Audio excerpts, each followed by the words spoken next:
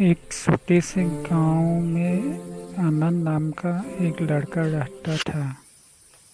घर की हालत ठीक नहीं थी, लेकिन उसके सपने बहुत बड़े थे। हर सुबह वो सूरज उगने से पहले उठ जाता, दूसरों के खेत में काम करता और शाम को पढ़ाई करता। लोग कहते, इतनी मेहनत करके क्या मिलेगा?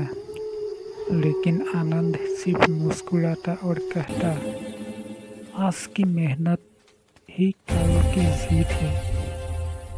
धीरे धीरे उसने पढ़ाई में अच्छे करना शुरू किया।